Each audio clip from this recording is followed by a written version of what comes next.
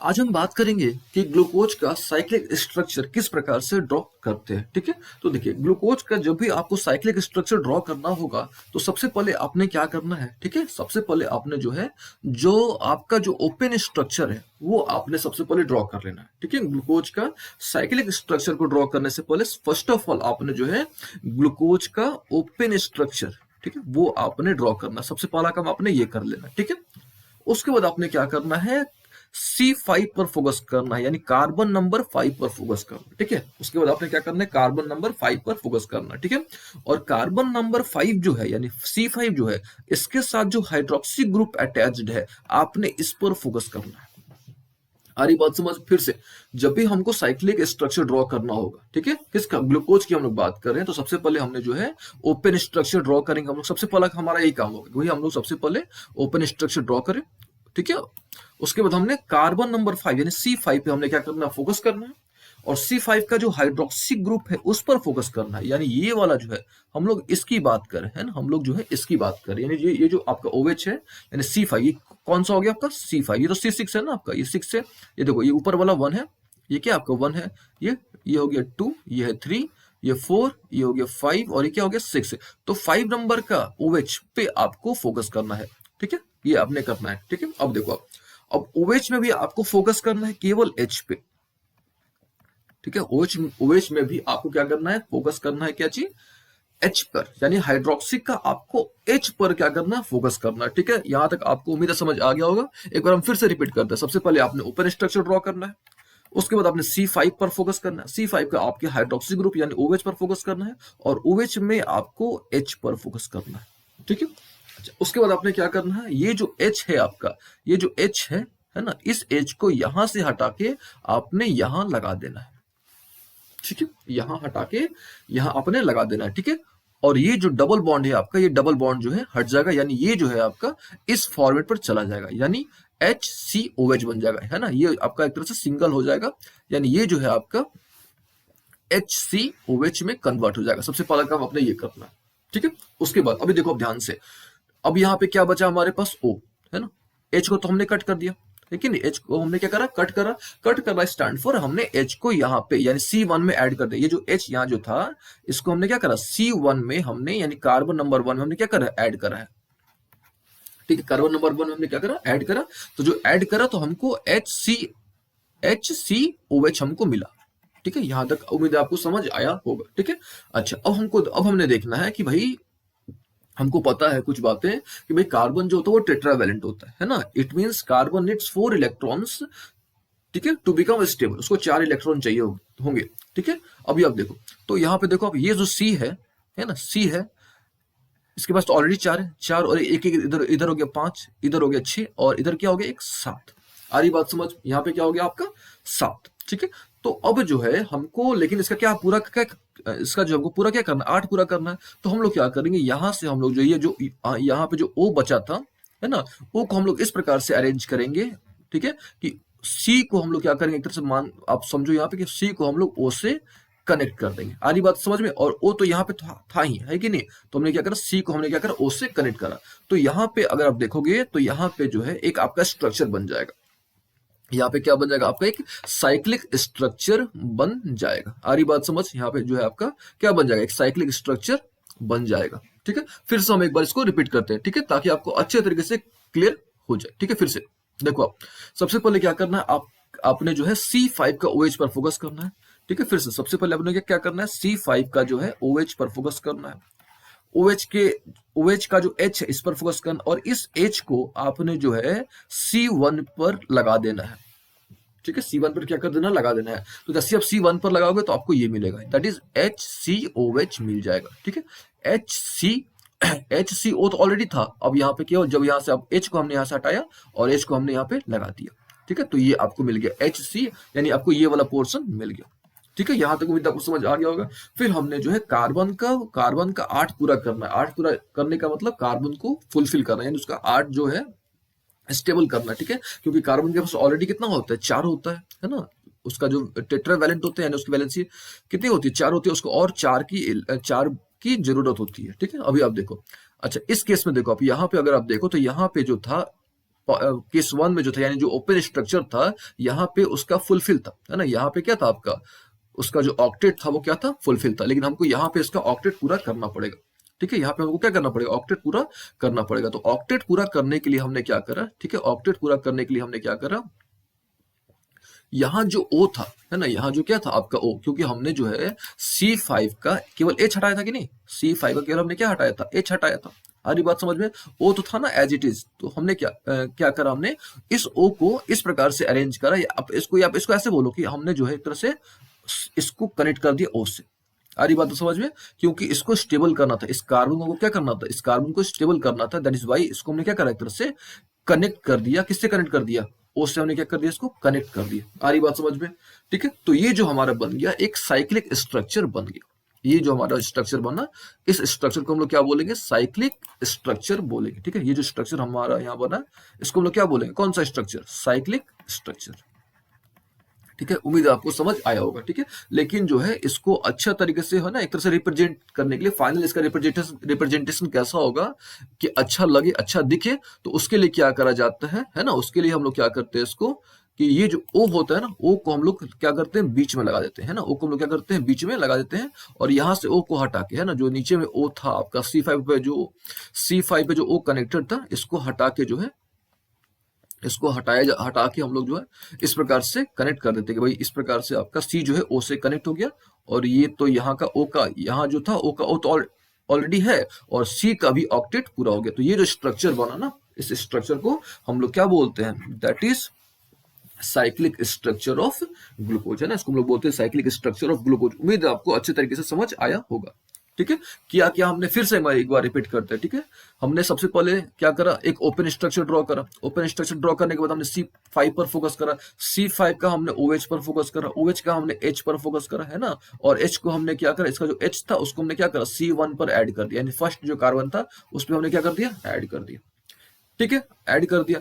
अच्छा, उसके बाद हमने देखना है कि भाई जब ऐड कर दिया तो उसके बाद हमने क्या देखना है कि भाई जो कार्बन का हमने उसका फुलफिल कराना है, यानी कार्बन का हमने ऑक्टेट पूरा कराना है। तो कार्बन का ऑक्टेट पूरा कराने के लिए भाई कार्बन का, क्योंकि एक इसको चाहिए, इसको ऑक्टेट पूरा करने, इसको हमने क्या करा, ऑक्सीजन से हमने क्या करा, जोड़ दिया, ठीक है। यहाँ का जो ऑक्सीजन था उसको हमने यहाँ पे लिख दिया ताकि अच्छा लगे, ठीक है।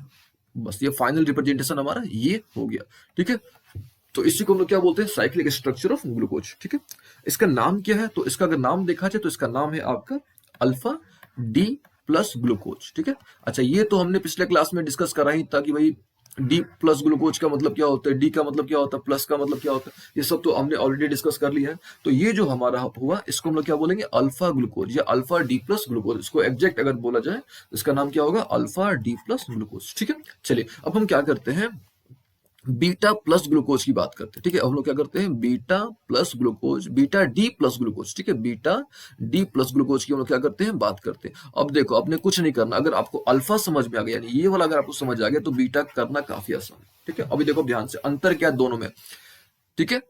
ये देखो, इधर जो आपका लेफ्ट में H है ना, अल्फा के लेफ्ट, अल्फा के आप कार्बन 1 पे फोकस करो, ठीक है। फिर से अल्फा के C1 पर फोकस करो।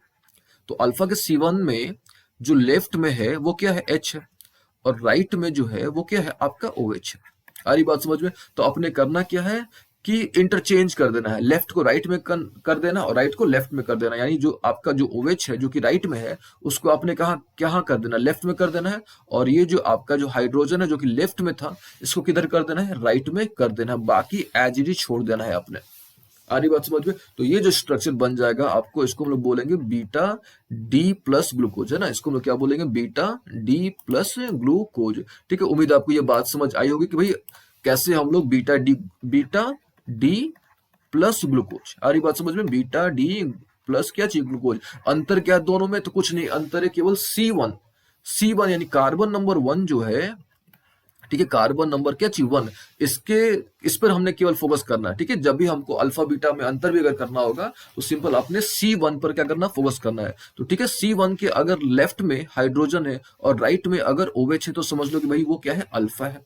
आ रही बात समझ में। अगर इसका जस्ट रिवर्स करा जाए या अपोजिट करा जाए, यानी अगर हमारा जो लेफ्ट है उसमें अगर OH आ जाए और राइट में क्या आ जाए, H आ जाए, तो समझ लो कि वो क्या है, बीटा है, ठीक है। तो उम्मीद है आपको ये समझ आ गया कि भाई अल्फा डी प्लस ग्लूकोज क्या होता है और बीटा डी प्लस ग्लूकोज क्या होता है, इसका स्ट्रक्चर कैसे बनाया जाता है, ठीक है। उम्मीद है ये सारी चीजें आपको समझ आ गई, ठीक है। स्ट्रक्चर हम लोग कैसे ड्रॉ करते हैं, ठीक है। अच्छा, अब हम लोग क्या करते हैं, एक दो टर्म्स जो है उसको हम लोग थोड़ा डिस्कस कर लेते हैं, ठीक है। हम लोग आगे प्रोसीड करेंगे, ठीक है। अभी देखो, अब ये दोनों जो है आपके, ये इक्विलिब्रियम में है। ये दोनों जो है आपके किस में है, इक्विलिब्रियम में होते हैं या इक्विलिब्रियम में एग्जिस्ट करते हैं, ये ध्यान रखना। यानी यहाँ पे एक छोटी सी पॉइंट आपने ध्यान में रखना कि जो साइक्लिक फॉर्म्स होते हैं, है ना, cyclic forms exist in equilibrium, ये आपने ध्यान में रखना। जो साइक्लिक फॉर्म्स होते हैं, अब साइक्लिक फॉर्म यानी क्या चीज, अल्फा फॉर्म और बीटा फॉर्म। जो साइक्लिक फॉर्म्स होते हैं ये जो होते हैं आपके एग्जिस्ट इन इक्विलिब्रियम, ठीक है। ये आपने थोड़ा ध्यान में रखना है, ठीक है, एग्जिस्ट इन इक्विलिब्रियम, ठीक है, ये आपने ध्यान में रखना है, ठीक है। अच्छा, दूसरा पॉइंट आपने क्या ध्यान में रखना है वो आप देखो। दोनों में अगर देखा जाए तो मेजर डिफरेंस क्या है, मेजर डिफरेंस कौन क्रिएट कर रहा है, ये C1 क्रिएट कर रहा है कि नहीं। दोनों में मेजर डिफरेंस कौन क्रिएट कर रहा है, C1 क्रिएट कर रहा है। आ रही बात समझ में, ठीक है। तो जो C1 होता है ना, ये जो C1 होता है जो मेजर डिफरेंस क्रिएट कर रहा है अभी अल्फा और बीटा में, जो मेजर डिफरेंस क्रिएट कर रहा है, इस C1 को, इसको इस ये जो C1 है इसको हम लोग बोलते हैं एनोमेरिक कार्बन, ठीक है। ये जो C1 है इसको हम लोग क्या बोलते हैं, एनोमेरिक कार्बन। ये आपने सेकंड पॉइंट आपने ये ध्यान रखना है, ठीक है। इसको हम लोग क्या बोलते हैं, एनोमेरिक कार्बन। क्योंकि ये जो C1 है, इसी C1 के चलते जो है हम लोग अच्छे तरीके से अंतर स्पष्ट कर पा रहे हैं कि भाई ये अल्फा ग्लूकोज है और ये हमारा बीटा ग्लूकोज है। यानी इसको हम लोग क्या बोलते हैं, C1 को एनोमेरिक कार्बन। तो ये आपको सेकंड पॉइंट आपको ध्यान में रखना है, ठीक है। पहला पॉइंट आपको क्या ध्यान में रखना है कि भाई ये दोनों जो है आपके, ये इक्विलिब्रियम दोनों जो है आपके इक्विलिब्रियम में एग्जिस्ट करते हैं, ठीक है। ये आपको ध्यान में रखना है। दूसरा आपको ध्यान में रखना है कि भाई ये जो C1 है, जिसके चलते क्या हो रहा है आपका अल्फा बीटा में अंतर आ रहा है, ठीक है। तो इसको हम लोग बोलते हैं एनोमेरिक कार्बन, ठीक है। इसको हम लोग क्या बोलते हैं, एनोमेरिक कार्बन। अच्छा, ये हो गया, दूसरी बात आपको समझ आ गई बात, ठीक है, एनोमेरिक कार्बन। अच्छा, थर्ड आपको क्या ध्यान में रखना है कि भाई ये दोनों को हम लोग बोलते हैं एनोमर्स। ये भी आपको ध्यान में रखना कि जो दोनों है ना, इन दोनों यानी alpha beta sorry alpha D plus glucose है ना, अल्फा डी प्लस ग्लूकोज और जो बीटा डी प्लस ग्लूकोज है, यानी हम जो है इसकी बात करें और इन दोनों की बात कर रहे हैं, alpha D plus glucose, sorry यहाँ पे प्लस छूट गया, तो अल्फा डी प्लस ग्लूकोज और बीटा डी प्लस ग्लूकोज जो है इनको हम लोग बोलते हैं एनोमर्स, ठीक है। थर्ड पॉइंट आपको ये ध्यान में रखना है ना, इन दोनों को हम लोग क्या बोलते हैं, एनोमर्स, ठीक है, एनोमर्स, ठीक है। तो उम्मीद है आपको यहां तक अच्छे तरीके से सारी बात समझ आई होगी कि भाई अल्फा डी ग्लूकोज का स्ट्रक्चर कैसे ड्रॉ करते हैं और बीटा डी ग्लूकोज का स्ट्रक्चर कैसे ड्रॉ करते हैं, ठीक है, और साइक्लिक स्ट्रक्चर कैसे ड्रॉ करते हैं, ठीक है। ये सब आपको अच्छे तरीके से समझ आया होगा, ठीक है। अच्छा, अब हम लोग क्या करने जा रहे हैं, एक और स्ट्रक्चर के बारे में बात करने जा रहे हैं, ठीक है। हम लोग जो है एक और स्ट्रक्चर के बारे में बात करने जा रहे हैं, लेकिन उस स्ट्रक्चर को समझने से पहले, है ना, वो जो स्ट्रक्चर है उस स्ट्रक्चर को समझने से पहले हमको जो है एक खास तरह का कंपाउंड के बारे में जानना होगा, है ना। एक खास तरह का कंपाउंड के बारे में क्या होगा, हमको जानना होगा, और उस कंपाउंड का नाम है पाइरॉन, ठीक है, पाइरैन, सॉरी, उस कंपाउंड का नाम क्या है, पाइरन, ठीक है। चलिए, तो हम लोग जो है पाइरन, ये जो पाइरन है इसको थोड़ा हम लोग समझ लेते हैं, ठीक है, तब जाके हमको जो है एक और स्ट्रक्चर के बारे में लोग डिस्कस करेंगे, ठीक है। पाइरन होता क्या पहले, है ना, जो पाइरन है आपका, ठीक है, ये जो पाइरन है आपका, ये साइक्लिक कंपाउंड है, साइक्लिक ऑर्गेनिक कंपाउंड है। सबसे पहली पॉइंट, सबसे पहली बात, ठीक है, कोई पाइरन होता क्या है, ठीक है। तो पाइरन जो होता है एक साइक्लिक ऑर्गेनिक कंपाउंड होता है। पहली पॉइंट इसमें, पहला बात इसमें आप बोल सकते हो कि भाई ये जो है आपका एक साइक्लिक ऑर्गेनिक कंपाउंड होता है, ठीक है। ये उम्मीद आपको ये बात समझ आ रही होगी, साइक्लिक ऑर्गेनिक कंपाउंड होता है, ठीक है। अच्छा, क्लियर है। अब दूसरी बात, भाई इसमें होता क्या क्या है, ठीक है। तो इसमें जो होता है आपका एक ऑक्सीजन एटम होता है, यानी इसमें जो होता है आपका वन ऑक्सीजन एटम होता है, ठीक है, वन ऑक्सीजन एटम होता है और 5 आपके कार्बन एटम्स होते हैं, ठीक है। एक ऑक्सीजन एटम होता है और 5 जो होते हैं आपके कार्बन एटम्स होते हैं। आ रही बात समझ में, एक ऑक्सीजन एटम होता है और 5 जो होते हैं आपके कार्बन एटम्स होते हैं, ठीक है। ये आपने ध्यान में रखना है, ठीक है।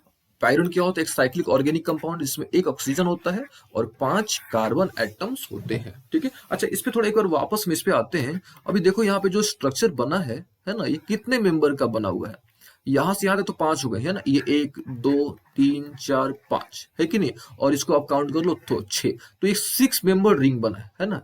साइक्लिक स्ट्रक्चर जो है ये कितना मेंबर का है, तो हम इसको बोल सकते हैं कि भाई 6 मेंबर्ड रिंग है ये, 6, यहाँ पे हम लिखते हैं यहाँ पे भाई साइक्लिक, ये जो आपका 6 मेंबर्ड रिंग है। अच्छा, इसमें जो ये जो है आपका ये बाहर है, देखो ध्यान से, ये CH2OH है, ये रिंग से आपका क्या चीज है, बाहर है। तो इसका आपने ध्यान में रखना है कि भाई रिंग से बाहर कौन है, तो रिंग से बाहर जो होता है दैट इज CH2OH होता है, जो कि रिंग से बाहर होता है, ठीक है। और साइक्लिक स्ट्रक्चर जो होता है वो 6 मेंबर्ड क्या होता है आपका, रिंग होता है, ठीक है। अच्छा, पायरन को तो हमने समझ लिया भाई, पायरन क्या होता है, एक ऑर्गेनिक कंपाउंड होता है ना। पायरन क्या होता है, एक ऑर्गेनिक कंपाउंड होता है जिसमें एक आपका ऑक्सीजन और 5 आपके कार्बन एटम्स होते हैं, ठीक है। अब देखो, अब हमको क्या करना है, पायरन का थोड़ा डायग्राम ड्रॉ करके दिखाते हैं आपको पायरन का स्ट्रक्चर कैसा होता है। तो एक ऑक्सीजन हो गया है ना, और यहाँ पे 5 आपके कार्बन हो जाएंगे, ठीक है। ये हो गया आपके, ये देखो 5 कार्बन। आ रही बात समझ में, ये क्या हो गया, 5 कार्बन, ठीक है। अच्छा, ये आपने जो है यहाँ पे जो है हमने क्या करना है, डबल बॉन्ड लगा लेना है, ठीक है। ये देखो आप, ये 1 हो गया, ये 2, ये 3, ये 4 और ये क्या चीज 5। आ रही बात समझ में, ठीक है। अब हमने क्या करना है, हमने यहाँ पे डबल बॉन्ड लगा देना है, ठीक है। कहाँ पे, तो यहाँ पे आपका, यहाँ पे डबल बॉन्ड होता है और यहाँ पे क्या होता है, डबल बॉन्ड होता है। आ रही बात समझ में। तो ये जो स्ट्रक्चर होता है ना, ये जो स्ट्रक्चर होता है, देखिए इसको हम लोग क्या करते हैं, फिर से आपको थोड़ा बना के दिखाते हैं ना, ये थोड़ा लग रहा है फॉल्ट हो गया है, इसको हम जो है अच्छे तरीके से आपको फिर से बना के दिखाते हैं, ठीक है। सबसे पहले एक तो हो गया क्या चाहिए आपका, ऑक्सीजन हो गया, ठीक है। फिर हमने एक रिंग बनाना है ना, इस प्रकार से हम इसको अच्छे तरीके से आपको बना के दिखाते हैं। ये ऐसे, ये इस प्रकार से हो गया, ये हो गया और ये इस प्रकार से हो गया, ठीक है। ये देखिए, ठीक है। अब देखो, अब काउंट करो, ये कॉर्नर जो होता है कार्बन को रिप्रेजेंट करता है, 1, ये हो गया 2, ये हो गया 3, ये हो गया 4 और ये क्या हो गया आपका 5। अब देखो यहाँ पे 5 कार्बन हो गए और एक आपका ऑक्सीजन हो गया, ठीक है। अभी क्लियर हो गया अच्छे तरीके से। अच्छा, और यहाँ जो होता है आपका, ये जो होता है डबल बॉन्ड, ये डबल बॉन्ड यहाँ पे हमने कर दिया और यहाँ पे हमने क्या कर दिया, डबल बॉन्ड कर दिया। तो ये जो स्ट्रक्चर होता है, ये पायरन का स्ट्रक्चर होता है। हरी बात समझ में ना, ये जो स्ट्रक्चर होता है, ये किसका स्ट्रक्चर होता है, पायरन का स्ट्रक्चर होता है, ठीक है। चलिए, अब क्या करते हैं हम लोग, ये जो साइक्लिक स्ट्रक्चर हमने जो पढ़ा है ना, हमने जो यहाँ पे साइक्लिक स्ट्रक्चर जो पढ़ा, इसको जो हम लोग पायरन के फॉर्म पे कन्वर्ट करने की कोशिश करते हैं। आ रही बात समझ में, ये जो साइक्लिक स्ट्रक्चर हमने जो पढ़ा है, इसको हम लोग क्या करते हैं, इसको हम लोग जो है पायरन के फॉर्म पे हम लोग कन्वर्ट करने की कोशिश करते हैं। आ रही बात समझ में, यानी इस फॉर्म पे हम लोग जो है कन्वर्ट करने की कोशिश करते हैं। तो जैसे ही साइक्लिक स्ट्रक्चर को हम लोग किसके फॉर्म पे कन्वर्ट करने की कोशिश करेंगे, पायरन के फॉर्म पे हम लोग क्या करेंगे, कन्वर्ट करने की कोशिश करेंगे, तो हमको जो है ये 2 स्ट्रक्चर मिलेंगे, ठीक है। तो अल्फा को हम लोग जब कन्वर्ट करेंगे, यानी alpha beta D, sorry alpha D plus glucose है ना, अल्फा डी प्लस ग्लूकोज जब हम लोग कन्वर्ट करेंगे तो हमको ये स्ट्रक्चर मिलेगा। हरी बात समझ में। अच्छा, बीटा डी प्लस ग्लूकोज, ठीक है। दूसरा कौन सा था, बीटा डी प्लस ग्लूकोज। अच्छा, ये आपको पता होगा कि भाई बीटा डी प्लस ग्लूकोज हम कैसे हमको मिलेगा, कैसे उसका हम लोग स्ट्रक्चर ड्रॉ करेंगे, ठीक है। तो जैसे आप बीटा डी ग्लूकोज, यानी ये जो है आपको, अब ऐसे समझो, अगर हम लोग अल्फा डी ग्लूकोज है ना, अल्फा डी ग्लूकोज को हम लोग पायरन के फॉर्म पे कन्वर्ट करने की कोशिश करेंगे तो हमको ये स्ट्रक्चर मिलेगा, इस प्रकार से आपको स्ट्रक्चर मिलेगा। और जो बीटा डी ग्लूकोज है आपका, है ना, जो बीटा डी ग्लूकोज है, अगर आप उसको पायरन के फॉर्म पे कन्वर्ट करने की कोशिश करोगे तो आपको इस तरह का स्ट्रक्चर मिलेगा। आ रही बात समझ में। तो ये दोनों स्ट्रक्चर आपने ध्यान में रखना है, ठीक है। अच्छा, अब स्ट्रक्चर बनता कैसे है, इसको हम लोग थोड़ा समझाने की आपको कोशिश करते हैं, ठीक है। लेकिन उससे पहले हम लोग जो है एक दो चीज और डिस्कस कर लेते हैं, ठीक है। तो ये दोनों जो स्ट्रक्चर हैं, है ना, ये दोनों जो स्ट्रक्चर हैं, ये किस पर बेस्ड है, ये जो हमने स्ट्रक्चर ड्रॉ करा ये किस पर बेस्ड है, ये पायरिन पर बेस्ड है ना। ये दोनों जो स्ट्रक्चर हमने ड्रॉ करा हुआ है, ये किस पर बेस्ड है, ये पायरिन पर बेस्ड है। आ रही बात समझ में। दैट इज वाई ये दोनों स्ट्रक्चर को, यानी ये स्ट्रक्चर और इस स्ट्रक्चर को हम लोग पायरनोज स्ट्रक्चर बोलते हैं, ठीक है। ये ध्यान रखना आपको, इसको हम लोग कौन सा स्ट्रक्चर बोलते हैं, पायरनोज स्ट्रक्चर बोलते हैं, ठीक है। पायरनोज क्या चाहिए, स्ट्रक्चर, पायरनोज स्ट्रक्चर इसको हम लोग बोलते हैं, ठीक है। तो इस बात का आपने ध्यान रखना है कि भाई पायरनोज स्ट्रक्चर क्या होता है, तो ये आपने क्या करना है, ध्यान में रखना है, ठीक है। अच्छा, और जिस तरीके से हमने यहाँ पे रिप्रेजेंट करा हुआ है पायरनोज स्ट्रक्चर को, जिस तरीके से हमने क्या करा हुआ है, रिप्रेजेंट करा हुआ है, वो जो रिप्रेजेंट करने का जो तरीका होता है उसको हम बोलते हैं हावर्थ स्ट्रक्चर, है ना, उसको हम क्या बोलते हैं, हावर्थ स्ट्रक्चर। तो ये दो वर्ड्स, दो जो है यहाँ पे, इन दोनों का आपने ख्याल रखना है, ठीक है। पायरन का आपने ध्यान रखना है कि पायरन क्या होता है, ठीक है। उसके बाद आपने पायरनोस स्ट्रक्चर, यानी वैसा मतलब वैसा मॉलिक्यूल है, वैसा मॉलिक्यूल बोल सकते हो आप जिसका स्ट्रक्चर जो है पायरोन पर बेस्ड है, तो उसको जो उसका तो जो स्ट्रक्चर बनेगा उसको हम लोग क्या बोलेंगे, पायरोनोज स्ट्रक्चर, ठीक है। अच्छा, और जो रिप्रेजेंट करने का जो तरीका होता है उसको हम लोग क्या बोलते हैं, हावर्थ स्ट्रक्चर। तो जो हमने यहाँ पे रिप्रेजेंटेशन करा हुआ है, तो ये दोनों तरह से हम लोग इसको क्या बोल सकते हैं, कौन सा स्ट्रक्चर, ये हावर्थ स्ट्रक्चर है, ठीक है। अच्छा, अब हम लोग क्या करते हैं, थोड़ा समझने की कोशिश करते हैं कि किस प्रकार से ये ड्रॉ करा गया है, ठीक है। तो हम लोग क्या करेंगे, केवल एक का ड्रॉ करेंगे, तो आपको जो अल्फा अगर हम समझ जाते हैं तो बीटा हमको ऑटोमेटिकली क्या हो जाएगा, समझ आ जाएगा, ठीक है। तो हम लोग केवल अल्फा पे फोकस करते हैं, ठीक है। ये देखो, ये थोड़ा हम लोग इसको अच्छी तरीके से पहले कंप्लीट कर लेते हैं। अभी आप देखो, तो ये जो है यहाँ पे क्या था आपका एच था, तो ये जो है आपका जो साइक्लिक स्ट्रक्चर, ये इस प्रकार से है, मान लो ये वर्टिकल फॉर्म पे है ना, ये जो मान लो कि आपका क्या चीज है ये साइक्लिक स्ट्रक्चर है। अब अपने कुछ नहीं करना है, ये जो है ना, इसको आपने सिंपल जो वर्टिकल है इसको आप हॉरिजॉन्टल फॉर्म पे लगा देना है, सिंपल सी बात है। समझो आप कैसे, इसको फिर से आपको समझाते हैं, ठीक है। अभी आप देखो, ठीक है, आपने कुछ नहीं करना है, जब भी आपको ये आपका पायरोनोज स्ट्रक्चर ड्रॉ करना होगा तो आपने क्या करना है, सबसे पहले ये देखो आप, ये जो पूरा स्ट्रक्चर है ना, इसको हम लोग एक सिंपल लाइन से रिप्रेजेंट करते हैं, ठीक है। ये हो गया नंबर 1 कार्बन, आ रही बात समझ में, ये number 2 carbon, number 3 carbon, number 4 carbon, number 5 carbon, और नंबर 6 जो है वो तो रिंग से बाहर है, वो जो है नंबर 6 क्या है आपका, रिंग से बाहर है। कुछ नहीं करना आपको, इसको जो है इस प्रकार से ऐसे, ये जो वर्टिकल है ना, इसको हॉरिजॉन्टल फॉर्म पे लगा देना है। ये 1 हो गया आपका, आ रही बात समझ में, क्या हो गया आपका 1। अभी देखो आप, तो ये क्या हो गया आपका, ये 1, आ रही बात समझ में, ये क्या हो गया 2, फिर ये क्या हो गया 3, ये 4, ये 5 और 6 तो आपका रिंग से बाहर है, दैट इज वाई हमने इसको बाहर दिखाया है, ठीक है। अभी आप देखो, 1 पे ये जो 1 वाला था, इस पे क्या क्या था, एच था, और क्या चीज था, ओएच था। तो यहाँ पे हमने क्या कर दिया, एच को लगा दिया, और क्या लगा दिया, ओएच को लगा दिया। 2 वाले पे देखो, इस 2 वाले पे क्या था, एक तरफ एच था, दूसरी तरफ क्या था, ओएच था। तो 2 वाले पे देखो, हमने यहाँ पे एच लगाया, और यहाँ पे हमने क्या लगाया, ओएच लगाया। 3 वाले पे देखो आप, 3 वाले पे देखो, इधर ओएच है, इधर फिर क्या है, एच है। तो फिर हमने 3 वाले पे ऊपर ओएच, नीचे क्या चीज, एच। 4 वाले पे आप देखो, अरे बात समझ, 4 वाले पे आप देखो उसी प्रकार से लगाया हुआ है, ठीक है। और 6 वाला जो है यहाँ पे क्या आपका बाहर है, 6 वाला क्या चाहिए आपका बाहर है। तो इस प्रकार से हम लोग क्या कर सकते हैं, स्ट्रक्चर ड्रॉ कर सकते हैं ना। और ये जो स्ट्रक्चर हमने ड्रॉ करा हुआ है, इस स्ट्रक्चर को हम लोग क्या बोलते हैं, पायरोनोज स्ट्रक्चर है। इस स्ट्रक्चर को हम लोग बोलते हैं पायरोनोज स्ट्रक्चर। और जो रिप्रेजेंटेशन का जो तरीका होता है, इसको हम बोलते हैं हावर्थ स्ट्रक्चर, ठीक है। उम्मीद है आपको आज की क्लास समझ आया होगा। अगले क्लास में हम लोग जो है फ्रक्टोज के बारे में बात करेंगे, ठीक है।